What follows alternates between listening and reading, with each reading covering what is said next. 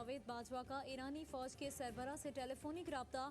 Army chief का पाक Iran border पर सिक्योरिटी फोर्सेस पर हमले पर तहफ़्फ़ुज़ात का इजहार। पाक ईरान सरहद पर हमले में 6 सिक्योरिटी अहलकार शहीद हो गए थे। ISPR के मुताबिक दोनों फौजी सरबराहों का सिक्योरिटी इक़दाम बढ़ाने पर इत्तेफाक। Army chief general Qamar Javed Bajwa का कहना था, पाकिस्तान अदम मदाखलत की पॉलिसी पर गामजन है और बराबरी की बुनियाद पर खित्ते में अमन इस्तेहकाम के क़याम का ख्वाहा है। आर्मी चीफ ने कहा कि पाकिस्तान ने पाक ईरान बॉर्डर पर बाड़ लगाने का काम शुरू कर दिया। फेंसिंग के लिए मुश्तरका ताउन को फ़रोग़ देना होगा। फेंसिंग से दहशत गर्दों स्मगलर्स की नकलो हरकत रोकने में मदद मिलेगी। टेलीफोनिक राब्ते में कोरोना की सूरत हाल पर भी बातचीत। वफाकी वज़ीर असद उमर चीनी तहकीकाती कमीशन के सामने आज पेश होंगे। असद उमर ने कहा था कि कमीशन बुलाएगा तो ECC फैसलों से आगाह करूंगा। काबीना ने चीनी एक्सपोर्ट की इजाज़त का फैसला ECC की सिफारिश पर किया था। सवाल पूछना है तो मुझसे पूछा जाए, वज़ीर आज़म से नहीं। साबिक़ वज़ीर आज़म शाहिद खाकान अब्बासी बोले कि चीनी एक्सपोर्ट का फैसला काबीना में हुआ, वज़ीर आज़म सरबराह हैं, इसलिए वो चीनी एक्सपोर्ट के जिम्मेदार हैं। FIA उन्हें तलब करे। इमरान खान और असद उमर को बचाने के लिए तहकीकाती कमेटी बनाई गई थी।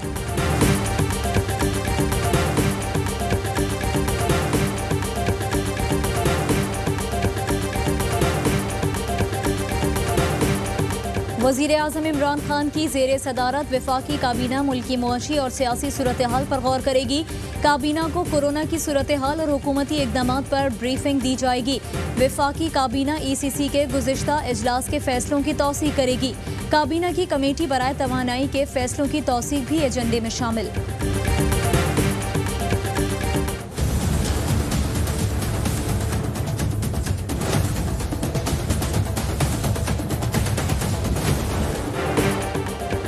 भाषा डैम से मुताल्लिक तमाम उमूर हल कर लिए गए हैं। वज़ीर आज़म को अहम इजलास में ब्रीफिंग।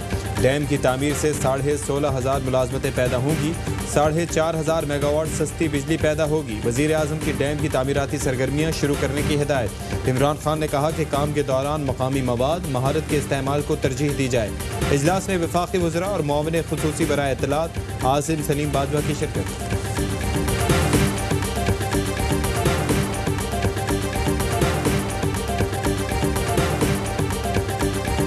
भाषा डैम की तामीर का ऐलान हमारी नस्लों के लिए तारीख साज खबर है। ये हमारी मईशत के लिए बहुत हौसला अफजा बात है। मुआविन खुसूसी बराए इत्तलात आसिम सलीम बाजवा का ट्वीट। कहा, डैम से 16,500 मुलाजमतें, 4,500 मेगावाट बिजली मैसर आएगी। लाखों एकड़ जमीन सैराब होगी। मंसूबे से तरबेला डैम की उम्र 35 साल बढ़ जाएगी।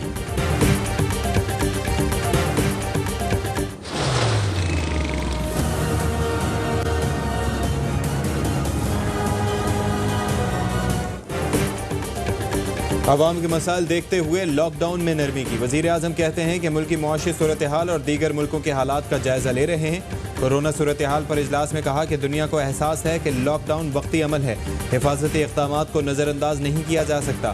कोरोना टेस्टिंग पर बाज़ हल्कों के खदशात दूर करने की हिदायत। वज़ीर आज़म का ट्वीट। कहा, लॉकडाउन से बेरोज़गार अफराद को रिलीफ फंड से कैश दिया जाएगा। जो बेरोज़गार हुए हैं वो खुद को वेबसाइट पर रजिस्टर कर सकते हैं।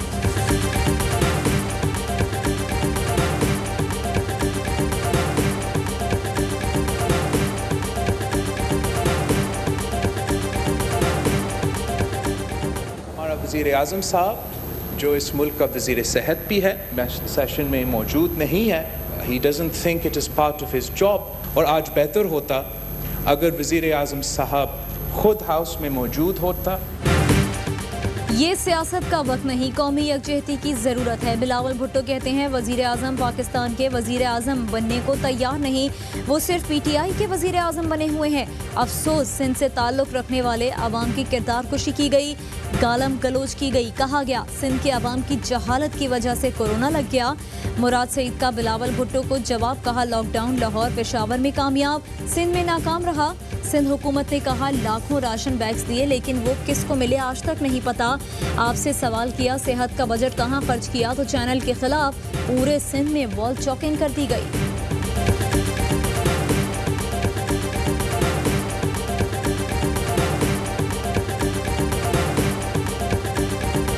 सर ये देखें, PTV ने जो है शाम साहब के बाद जो है तकरीर मेरी बंद कर दी और प्राइवेट चैनल जो है वो सिग्नल जो है वो नहीं ले सकते। जी ख्वाजा आसिफ साहब, पीटीवी पार्लियामेंट पे तमाम कार्रवाई दिखाई जा रही है। मुझे भी स्टाफ की तरफ से पूरा मैंने पूछा मैं अदब के साथ जो है, एहतराम के साथ कह रहा हूँ कि आपको इन्फॉर्मेशन सही नहीं जा रही। ख्वाजा आसिफ की गलत बयानी पकड़ी गए, बोले पीटीवी मेरी तकरीर नहीं दिखा रहा, पीटीवी कोरोना पर तोता मैना की कहानी सुनाने के लिए चलाया जा रहा है। डिप्टी स्पीकर ने गलत फहमी दूर कर दी, बताया ख्वाजा साहब मैंने चेक कराया है, आपकी तकरीर बराह रास्त नशर हो रही है। शहबाज गिल के ट्वीट पर जवाब, बोले ख्वाजा आसिफ ने हठधर्मी से झूठ बोला, नून लीग के दौर में अपोजिशन की तकरीर टीवी पर दिखाने की कोई मिसाल नहीं।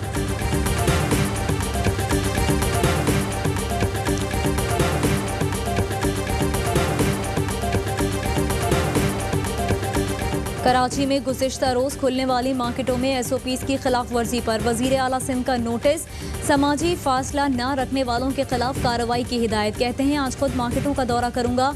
कोरोना वायरस की टेस्टिंग के लिए टीमें भी आज मुख्तलिफ मार्केटों में मौजूद रहेंगी।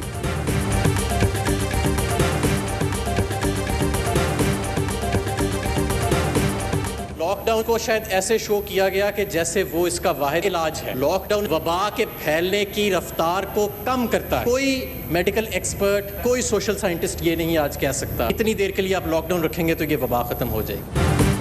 लॉकडाउन कोरोना का इलाज नहीं बल्कि इसका फैलाव कम करता है। हम्माद अजहर कहते हैं कि हमें भूख से भी उतना ही खतरा है जितना कोरोना से।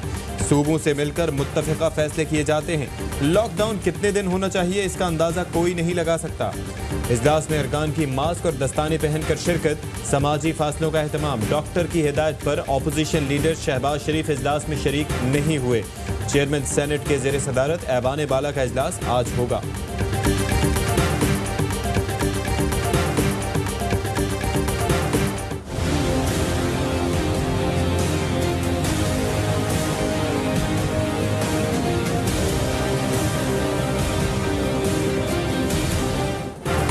कातिल कोरोना वायरस, पाकिस्तान में 24 घंटों के दौरान 39 जानें निकल गया।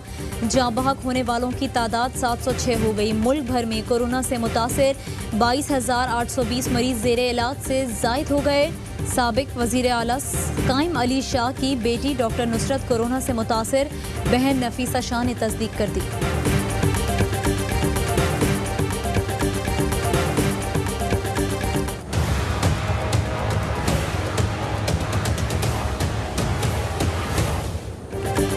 कराची में मज़ार क़ायद के सामने चाइना कटिंग। चेयरमैन नैब ने DG नैब से तहकीकात की रिपोर्ट तलब कर ली।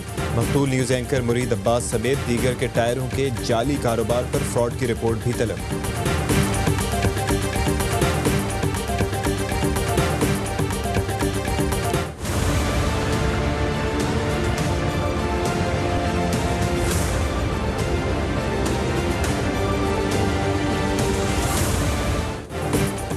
दुनिया में कोरोना मुतासरीन की तादाद 42,50,000 से जायद हो गई। 2,87,000 से जायद हलाकतें। अमरीका में अमवात 81,000 से जायद। बरतानिया हलाकतों के लिहाज से दूसरे नंबर पर। रूस 2,21,000 मुतासरीन के साथ तीसरे नंबर पर आ गया। और पाकिस्तान में 1 ग्राम सोने की कीमत 8,763 रुपये 2 पैसे हो गई। 1 मिलीग्राम सोना 8 रुपये 76 पैसे का हो गया।